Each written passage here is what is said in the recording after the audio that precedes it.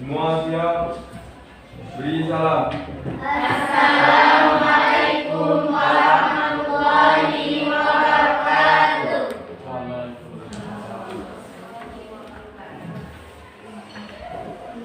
Baiklah. Assalamualaikum warahmatullahi wabarakatuh. Waalaikumsalam warahmatullahi wabarakatuh. Apa kabar semuanya? Alhamdulillah luar biasa. Allahu Akbar. Jadi alhamdulillah pada pagi hari ini kita masih bisa berkumpul dengan keadaan sehat walafiat, tidak kurang satu orang pun. Baiklah, masih ingat pelajaran kita minggu kemarin? Masih. Apa? Khutbah. Masih ingat apa itu makna dari khutbah? Coba, siapa yang tahu? Saya Apa? khutbah merupakan kegiatan ceramah kepada sejumlah orang Islam yang dengan rukun dan syarat tertentu yang berkaitan langsung dengan keabsahan dan kesunahan ibadah. Ya, itu makna dari khutbah. Jadi bisa kita ingatkan kembali khutbah itu yaitu menyampaikan khutbah kepada orang lain. Khutbah itu juga terbagi menjadi beberapa macam. Dalam khutbah Jumat itu ada 2 khutbah. Kemudian kita akan memasuki materi yang selanjutnya yaitu tentang dakwah dan tabligh. Tujuan pembelajaran kita pada hari ini, siswa bisa memahami materi apa itu makna dari dakwah dan tabligh. Kemudian nanti setelah akhir pembelajaran ada siswa yang bisa mempraktikkan bagaimana tata cara ceramah. Oke? Sebelumnya Ibu absen dulu ya. Alicia Putri, Aprilia Putri, Dea Sri Agustin, Dinka Juwita Sari, Yolin Rasa Putri, Indah Wulandari, Isa Amelia, Mariana Alvenia, Muhammad Rimai, Nabila Maharani, Nur Aimima Monika Putri, Rahma Triana, Ratna, Resi Prayadita, Santi Irama,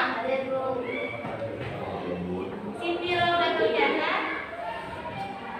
Tri Selvia, Zaskia Angia Meka.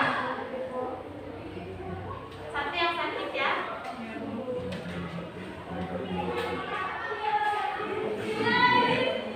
Baiklah, langsung saja kita memasuki materi yaitu tabligh dan dakwah. Pada hari ini kita ada 2 materi, dakwah dan tabligh. Ibu akan membagi kelompok, 2 kelompok. Yang meja 1, 2 materinya tentang dakwah. Meja 3 dan 4 materinya tentang tabligh. Yang pertama kita akan membahas materi tentang dakwah. Ya, perwakilan bisa maju ke depan untuk menjelaskan materi dakwah agar bisa dipahami oleh teman-temannya. Silakan, perwakilan 5 orang. Nanti yang duduk, apabila temannya ada yang bertanya, yang duduk yang menjawab. Silakan maju ke depan.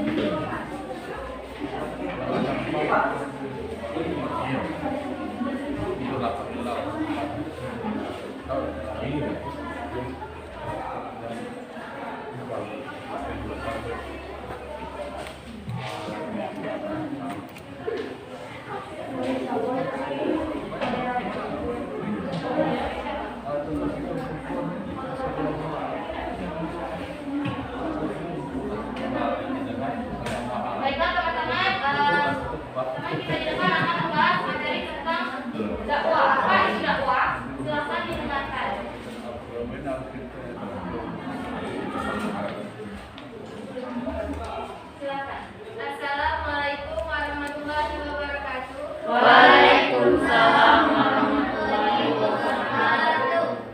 Kami dari kelompok 1 ingin menjelaskan tentang dakwah.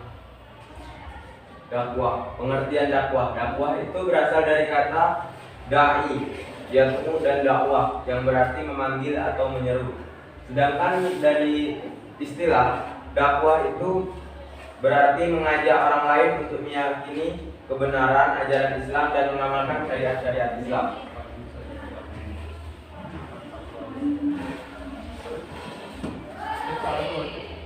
Ada beberapa pengertian dakwah, antara lain yang pertama, dakwah adalah setiap kegiatan yang bersifat menyeru, mengajak dan memanggil orang atau kelompok orang untuk beriman kepada Allah. Yang kedua, dakwah adalah kegiatan untuk mengajak orang lain ke jalan Allah secara lisan ataupun perbuatan untuk kemudian diamalkan dalam kehidupan sehari-hari. Yang ketiga, dakwah itu kegiatan mengajak orang-orang untuk mengamalkan ajaran Islam di dalam kehidupan sehari-hari. Intinya, dakwah adalah suatu perbuatan atau perbuatan yang mengajak orang lain untuk mengamalkan syariat Islam dan meningkatkan ketakwaan kita kepada Allah Subhanahu wa taala. Ada beberapa adab-adab dalam berdakwah. Yang pertama, dakwah harus dilakukan dengan hikmah, yaitu ucapan yang jelas, tegas dan sikap yang bijaksana. Yang kedua, dakwah harus dilaksanakan dengan mau'izatul hasanah atau nasihat yang baik, yaitu cara-cara persuasif. Yang berarti dakwah itu bersifat mengajak. Yang ketiga, dakwah harus dilakukan dengan memberi teladan yang baik atau uswatun hasanah. Yang keempat, ada dakwah harus dilaksanakan dengan mujadalah, yaitu diskusi atau tukar pikiran yang berjalan secara dinamis dan santun. Dakwah ada beberapa sasaran atau tujuan-tujuan. Yang pertama, memberi semangat kepada manusia agar selalu meningkatkan kualitas dan kuantitas amalnya. Jadi dakwah itu mengajak seseorang atau sekelompok orang untuk meningkatkan kualitas atau kuantitas keimanannya atau amalnya. Yang kedua, mengubah jalan hidup yang tidak baik menjadi baik serta menyimpang dari aturan Allah Subhanahu wa taala agar kembali ke jalannya melalui taubatan nasuha. Jadi dakwah itu mengajak orang itu menjadi lebih baik untuk kedepannya. Dan tujuan dakwah. Tujuan dakwah itu yang pertama ada beriman hanya kepada Allah Subhanahu wa taala dan tidak melakukan kemusyrikan, tauhid atau akidah. Yang kedua, menjadikan seluruh aktivitasnya hanya beribadah kepada Allah Subhanahu wa taala. Yang ketiga, mengerjakan amal saleh dalam arti yang seluas-luasnya. Yang keempat, berakhlak mulia yang tolak ukurnya dari akhlak Rasulullah Shallallahu Alaihi Wasallam.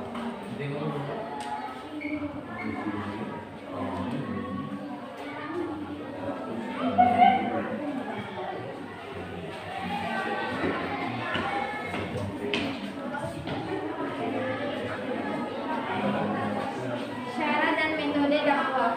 Berhasilnya sesuatu banyak faktornya, termasuk dalam dakwah. Faktor terpentingnya adalah budaya ilahi rohani.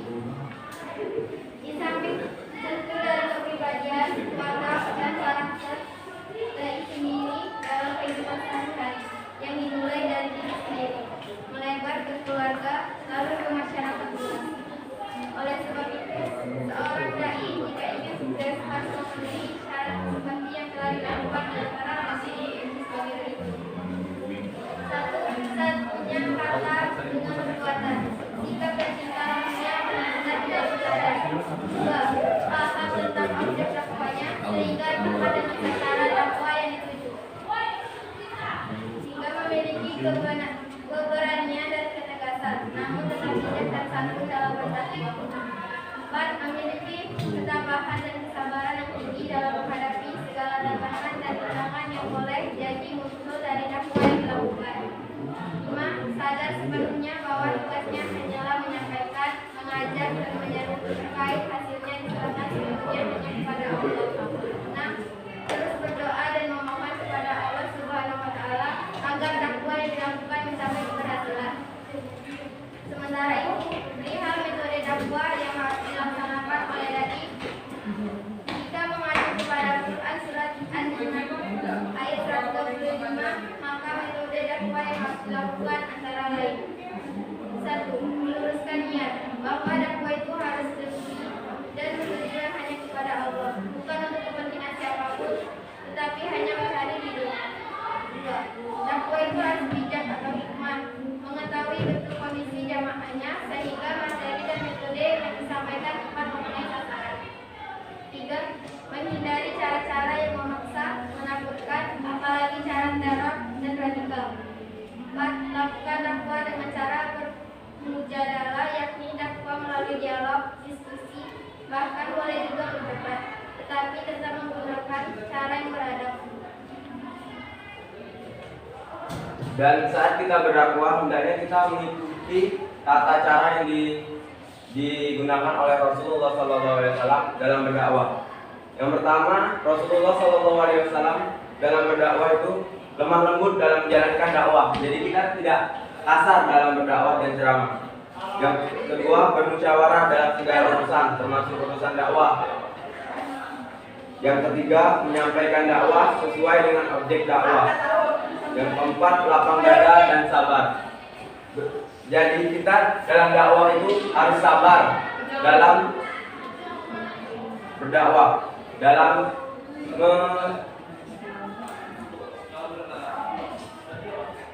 yang kelima, kebulatan tekad. Yang keenam, ada bertawakal. Selanjutnya ada strategi-strategi dalam dakwah atau aturan-aturan dalam dakwah. Yang pertama, pembukaan. Ucapkanlah salam yang disertai dengan membaca Alhamdulillah. Yang kedua, membaca sholawat Nabi kepada junjungan kita Nabi Muhammad SAW. Yang kedua, setelah salam sampaikan isi dari dakwah tersebut, yang maksud dan tujuan dakwah, sasaran dakwah, materi dakwah, dan yang keempat itu ada penutup. Berikut yang dapat kami sampaikan dalam materi dakwah. Apakah ada yang ingin bertanya? Silakan. Assalamualaikum warahmatullahi wabarakatuh. Waalaikumsalam warahmatullahi wabarakatuh. Perkenalkan, nama saya Tri Santia dari kelompok 2 materi tablik. Saya ingin bertanya kepada kelompok 1. Apakah ada kegiatan lain pada dakwah selain ceramah? Terima kasih. Wassalamualaikum warahmatullahi wabarakatuh. Waalaikumsalam warahmatullahi wabarakatuh.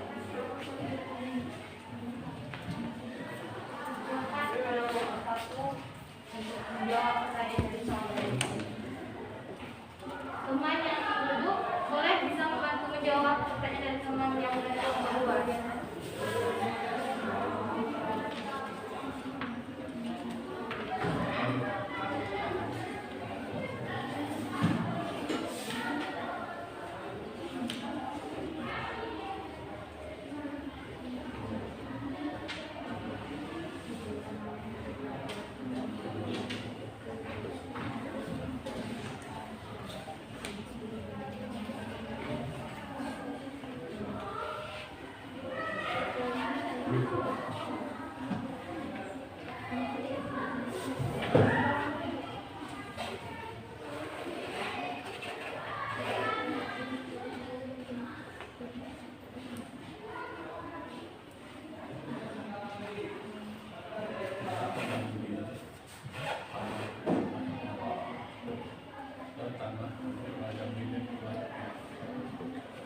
Karena kami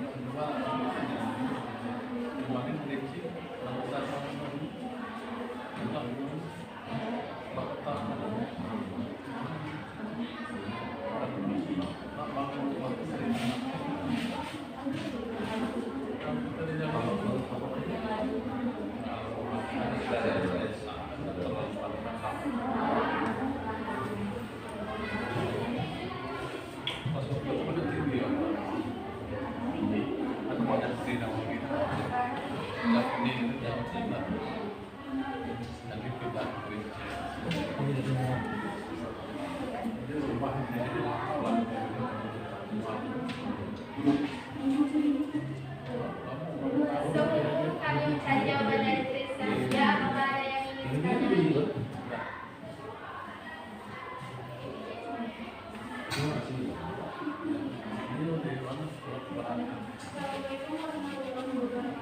Waalaikumsalam warahmatullahi wabarakatuh. Kelompok 2 materi tablik. Di sini saya ingin bertanya, apa manfaat yang kita dapatkan setelah kita melakukan dakwah?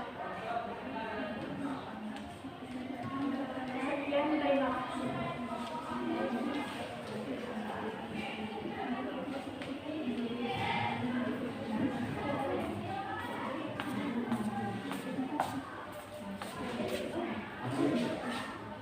Apa manfaat kita berdakwah? Apa manfaatnya? Silakan kelompok 1.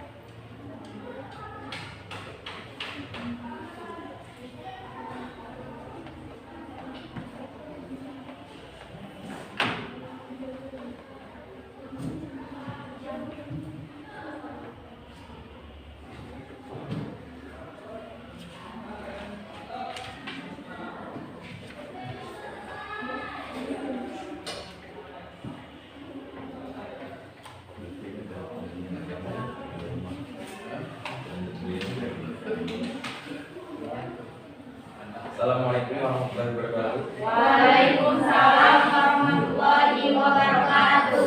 Saya akan menjawab pertanyaan dari Tristia yang bertanya, apakah ada kegiatan dakwah lain selain ceramah? Dakwah tidak hanya dilakukan dengan ceramah. Banyak orang di luar sana yang tidak bisa ceramah, tetapi ingin berdakwah. Ada cara-cara lainnya, yaitu ada dakwah menggunakan tenaga, ada dakwah menggunakan pikiran, dan ada dakwah menggunakan harta. Sekian jawaban dari kami. Apakah pas dengan jawaban yang diberikan?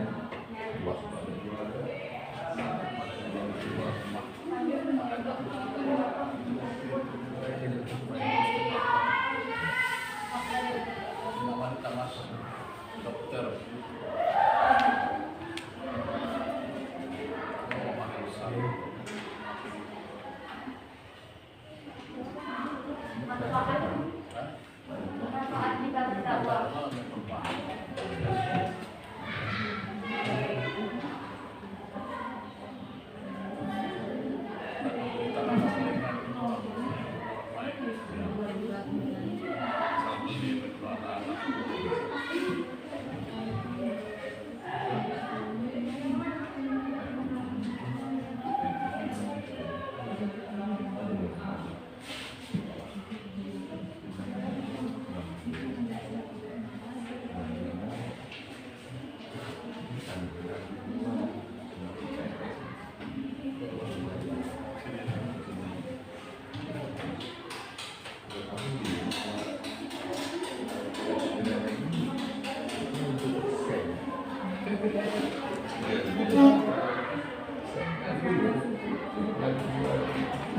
Assalamualaikum warahmatullahi wabarakatuh. Waalaikumsalam warahmatullahi wabarakatuh. Kami dari kelompok 1 akan menjawab pertanyaan dari keutamaan dari dakwah dan membaca isi dakwah juga termasuk menerangkan dua meneladani para rasul. Tiga berjalan menuju kehidupan umat. Empat mendapat hal yang menambahkan jawaban dari Yuka. Dengan dakwah kita juga mendapatkan pahala yang besar, dan kita dengan mendengarkan berdakwah kita dapat meningkatkan keimanan dan ketakwaan kita terhadap Allah Subhanahu wa taala. Apakah sekian presentasi dari kami akhiri. Wassalamualaikum warahmatullahi wabarakatuh. Waalaikumsalam warahmatullahi wabarakatuh.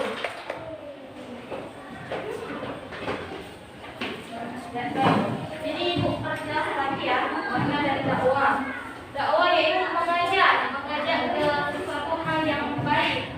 Jadi orang yang melakukan dakwah itu laki-laki disebut dengan dai dan perempuan disebut dengan daiyah. Kemudian ada dalil yang menjelaskan perlunya kita berdakwah, yaitu wal takum minkum ummatun yad'una ilal khairi wa ya'muruna bil ma'ruf wa yanhauna 'anil munkar wa ulaika humul muflihun. Yang artinya, dan hendaklah di antara kamu ada segolongan yang menyeru kepada kebaikan, menyuruh berbuat yang ma'ruf dan mencegah dari yang munkar. Dan mereka itulah orang-orang yang beruntung. Jadi perlunya berdakwah itu mengajak orang untuk berbuat baik. Ya. Sampai di sini udah jelas materi tentang dakwah.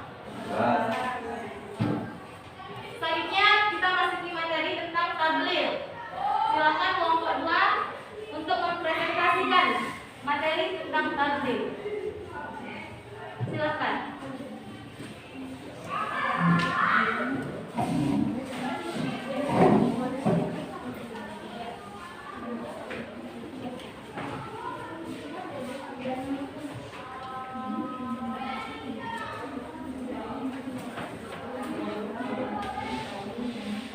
Assalamualaikum warahmatullahi wabarakatuh. Waalaikumsalam. Yaitu materi tentang tabligh. Baiklah, pertama akan disampaikan oleh Siti Raudatul. Tabligh. Pengertian tabligh. Jika tidak ditelaah menurut bahasa, tabligh berasal dari kata balagha yuballighu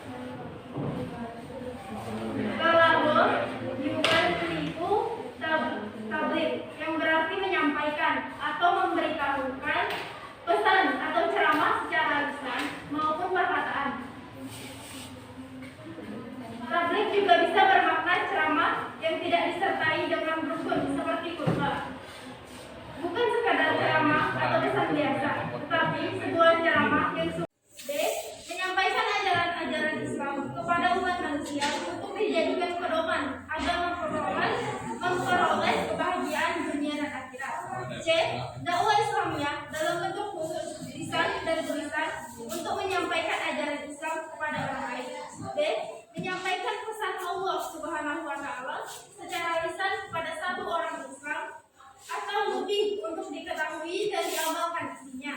E. Suatu pekerjaan yang dilakukan untuk menyampaikan atau menyiarkan agama Islam kepada umat muslim. Berdasarkan pengertian tersebut, tabligh merupakan bagian dari dakwah. Tabligh memiliki banyak pesan atau ceramah, lisan dan perkataan, sementara dakwah lebih luas, seluas aspek kehidupan muslim.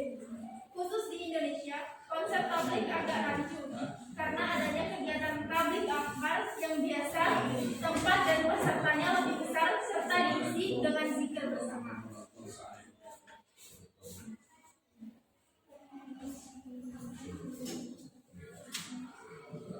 Berikutnya ada ketentuan tabligh. Berikut ini ada beberapa ketentuan dan tata cara yang harus dilakukan terkait dengan pelaksanaan tabligh.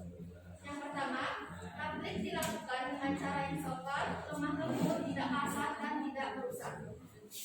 Yang kedua, menggunakan bahasa yang mudah dimengerti oleh jamaahnya. Yang ketiga, mengutamakan musyawarah dan berdiskusi untuk memperoleh kesepakatan bersama. Yang keempat, materi tabligh yang disampaikan harus mempunyai tujuan yang kuat dan jelas sebenarnya. dan kesabaran, sejalan dengan situasi dan kondisi yang mengitarinya, termasuk aspek psikologis dan sosiologis para jamaahnya. Yang keenam, tidak menghasut orang lain untuk pembunuhan, berselisih, merusak, dan mencari-cari kesalahan orang lain. Selanjutnya tata cara. Sejarah Islam memberi teladan dalam mentablik, yaitu sebagai berikut. 1. Mengajak orang-orang terdekatnya agar menjadi muslim yang baik. Profil muslim yang menyatu antara kata dan perbuatan, lalu mengajak kepada keluarga dan menyebar kepada masyarakat secara luas. Sebab keluarga merupakan kunci sukses karena pihak lain akan melihat dulu pribadi dan keluarga. Jadi, keluarga menjadi cermin kepribadian seseorang. 2. Mendekati pihak lain sesuai dengan kapasitas ilmu dan martabatnya. Karena itu, perlu pendekatan dan strategi yang beragam. Apalagi kondisi ini yang serba cepat, praktis, dan canggih. Semua itu mengharuskan adanya perubahan dalam taktik. 3. Mengajak diri dan pihak lain agar bekerja sama dan saling membantu akan terlaksananya taktik secara baik, bertahap, berkesinambungan, menjangkau semua lapisan masyarakat, serta adanya segmen taktik yang jelas antara membalik satu dengan yang lain, sehingga semua lapisan masyarakat terkena sasaran taktik.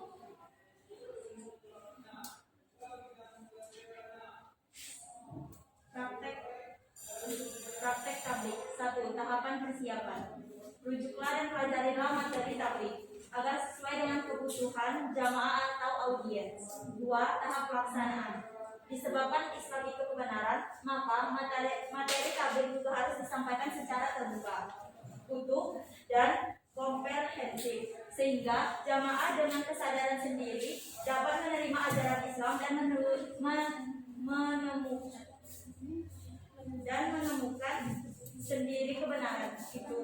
3. Tahap konsolidasi. Sebagai tahap akhir, upayakan adanya pemantapan pemahaman materi tablik dalam membentuk kesimpulan atau resume. Dan hal-hal apa saja yang harus ditindaklanjuti biasanya dikenal dengan RTL atau rencana tidak lanjut. Hal ini perlu dilakukan agar setiap jamaah ada kesadaran diri untuk melakukan perbaikan dan peningkatan kualitas amal, dan tidak kalah pentingnya tidak terjadi bias pemahaman bagi jamaah atau audiens sebelum mengakhiri kegiatan tablik. Demikian hasil presentasi dari kelompok kami. Apabila ada yang bertanya, kami persilahkan. Silahkan. Ada yang menjangkau, bertanyakan kepada yang memakai.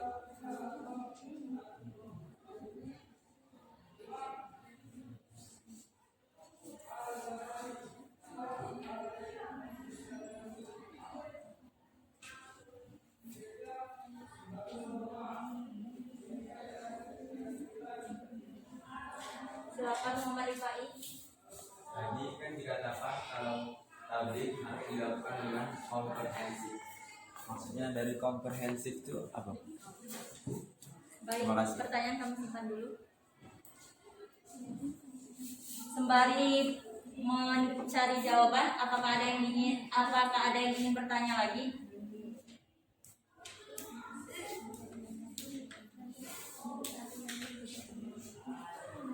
Silakan Alicia.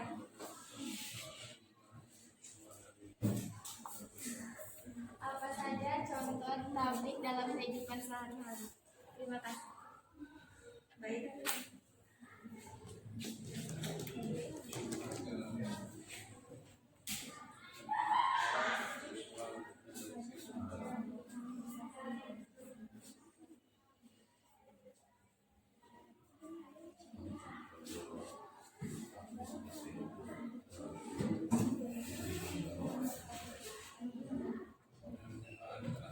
Ada yang ingin bertanya kembali?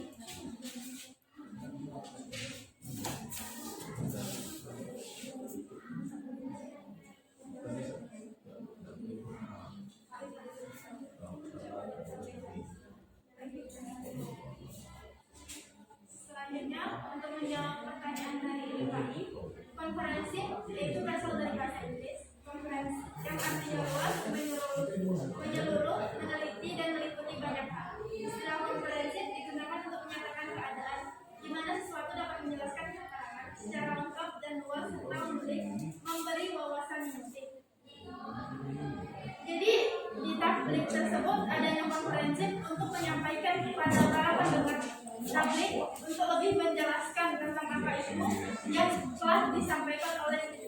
mubalik tersebut. Apakah puas dengan jawabannya? Baiklah, saya akan menjawab pertanyaan dari Alicia. Apa saja contoh tablik dalam kehidupan sehari-hari? Yang pertama yaitu berbagi informasi kepada orang lain agar umat Islam bisa sama-sama mengetahui tentang suatu hal dalam hal yang positif. Yang kedua, memberikan nasihat dalam kebaikan. Yang ketiga, mengajak umat muslim lain untuk berbuat kebaikan dan menghindari keburukan. Apakah Alicia puas dengan jawabannya? Terima kasih. Sekian hasil dari presentasi kelompok kami. Kurang dan lebihnya kami mohon maaf. Kami akhiri. Wassalamualaikum warahmatullahi wabarakatuh.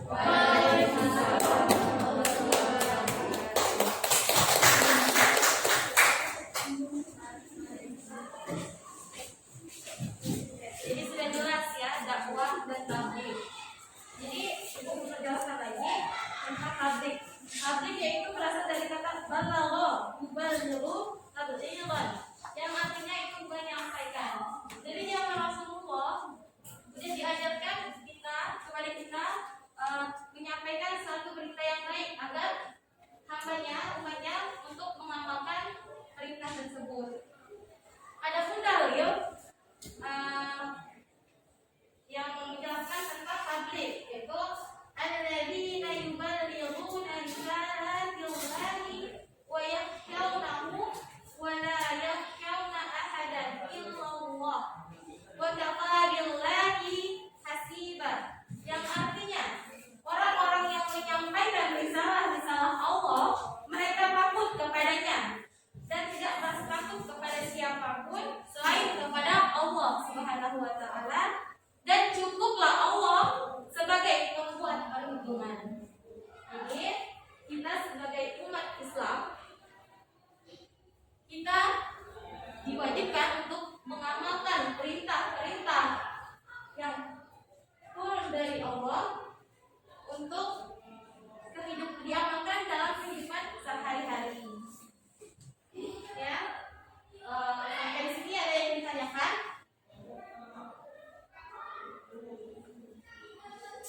Untuk perbedaan antara dakwah dengan khutbah itu apakah hampir sama? Perbedaan dakwah dan khutbah. Baik, akan ibu sampaikan antara dakwah dan khutbah itu memiliki persamaan dan perbedaan. Persamaan antara khutbah dan dakwah yang pertama yaitu sama-sama menyuruh untuk berbuat baik. Ya. Selanjutnya mengajak manusia untuk melaksanakan syariat Islam secara kafah. Apa makna dari kafah? Ada yang tahu? Kafah yaitu secara menyeluruh. Ya. Yang ketiga, persamaan antara dakwah dan khutbah sama-sama mengingatkan bahwa sukses, bahagia itu diperoleh dari ketaatan kita kepada Allah Subhanahu wa taala. Selanjutnya, sama-sama memberi kabar gembira atau basyiran. Kemudian perbedaan antara khutbah dan dakwah yang pertama yaitu khutbah terikat oleh syarat dan rukun, sedangkan dakwah tidak memiliki aturan yang baku. Kemudian yang kedua, perbedaan antara dakwah dan khutbah. Khutbah tempatnya di masjid, contohnya saat khutbah Jumat, khutbah saat sholat Idul Fitri, Idul Adha, ya. Kemudian sedangkan dakwah dapat dilakukan di mana saja, ya. Acara Maulid Nabi, di mana saja, ya.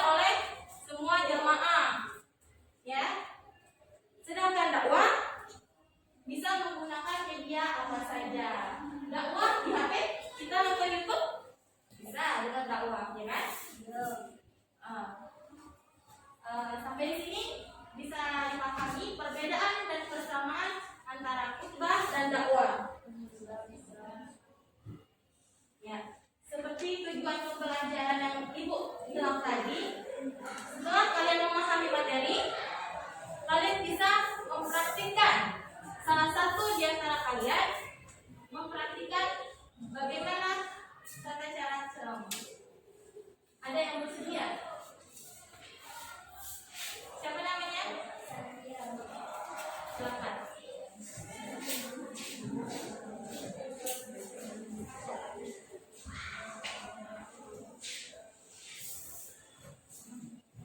Assalamualaikum warahmatullahi wabarakatuh. Waalaikumsalam warahmatullahi wabarakatuh. Pak Camat jualan tomat di hari Jumat. Jika kalian umat Nabi Muhammad, jawab salam saya dengan semangat. Assalamualaikum warahmatullahi wabarakatuh. Waalaikumsalam warahmatullahi wabarakatuh. Alhamdulillahirabbil alamin wassalatu wassalamu ala asrofil anbiya'i wal mursalin wa ala alihi wa sahbihi ajma'in. Amma ba'du. Yang saya hormati Bapak Yusuf selaku guru mata pelajaran agama dan Bapak Rashidin selaku dosen dari UIN Jambi dan Ibu Lucy selaku mahasiswi, dan tak lupa teman-teman seperjuangan. Pertama-tama dan yang paling utama, marilah kita panjatkan puja dan puji syukur atas kehadiran Allah Subhanahu wa taala yang telah menciptakan wanita begitu romantis, senyumnya teramat manis, membuat iman lelaki semakin menipis. Tak lupa salawat dan salam kita haturkan kepada baginda kita Nabi Muhammad SAW dengan lafaz Allahumma shalli ala sayyidina Muhammad wa ala ali sayyidina Muhammad. Tidak memperpanjangkan mukadimah, berdirinya saya di sini karena tidak ada kursi. Jika ada kursi, sudah duduk dari tadi. Langsung saja saya akan menyampaikan tausiah yang berjudul pentingnya menutup aurat. Teman-temanku sekalian, ada yang tahu tidak apa sih itu aurat? Aurat yang berasal dari bahasa Arabia yaitu awirat, yang artinya memalukan. Sedangkan secara umum aurat adalah aib yang buruk dan wajib ditutupi. Sebagaimana yang telah dijelaskan dalam Al-Quran surah Al-Ahzab ayat 9 yang berbunyi, A'udzu billahi minasy syaithanir rajim. Bismillahirrahmanirrahim. Ya ayyuhan nabiyyu qul li azwajika wa banatika wa nisa'il mu'minin yudnina 'alayhinna min jalabibihinna. Dzalika adna an yu'rafna fala yu'zain wa kana Allahu ghafurur rahima. Yang artinya, wahai Nabi, katakanlah kepada istri-istrimu, anak-anak perempuanmu, dan istri-istri orang mukmin, hendaklah mereka menurunkan jilbabnya ke seluruh tubuh mereka. Yang demikian itu agar mereka lebih mudah dikenali dan tidak diganggu. Teman-temanku yang dirahmati oleh Allah, jagalah perhiasanmu dengan menutupi auratmu, atau kenakanlah pakaian yang menutupi aurat. Islam adalah agama yang suci. Islam adalah agama yang mengatur umatnya untuk menjadi lebih baik. Perintah misalnya menutup aurat, khususnya bagi kaum wanita, dengan menggunakan hijab merupakan perhiasan yang sederhana yang bisa menyelamatkan diri dari panasnya api neraka. Selain itu, Islam adalah agama yang mengangkat tinggi derajat kaum wanita dan menjaganya dari bahaya dan fitnah yang ditimbulkan. Lebih-lebih kita hidup di akhir zaman. Na'udzubillah. Na'udzubillah zaman sekarang. Sana sini main tiktokan. Jawab cewek joget-jogetan. Rasa malu sudah hilang. Teman-teman sekalian, bincanglah dalam bersosial media ketenaran yang kau dapatkan dari mempertontonkan auratmu itu. Ujian yang kau dapatkan dari orang ribuan di luar sana itu adalah bersifat sementara. Ingat, sementara. Jangan sampai sosial media merusak moral dan rasa malumu. Kita ini perempuan ibaratkan permen manis yang tak boleh diletakkan di sembarangan tempat dan harus cukup rapat agar tak diminum semut. Demikianlah penyampaian singkat ini. Marilah teman-teman yang masih lalai dan abai akan aurat agar segera berbenah dan berubah. Karena sesungguhnya Allah Maha Pengampun lagi Maha Penyayang bagi hambanya yang ingin bertaubat. Jika ada jarum yang patah, jangan dimasukkan ke dalam hati. Jika ada kata-kata yang salah, jangan dimasukkan ke dalam hati. Wabillahi taufiq wal hidayah. Wassalamualaikum warahmatullahi wabarakatuh.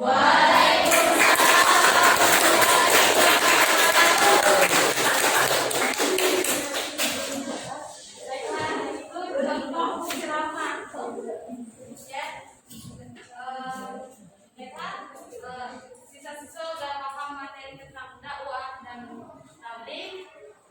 Tidak ada teman dari kalian mencontohkan bagaimana ceramah.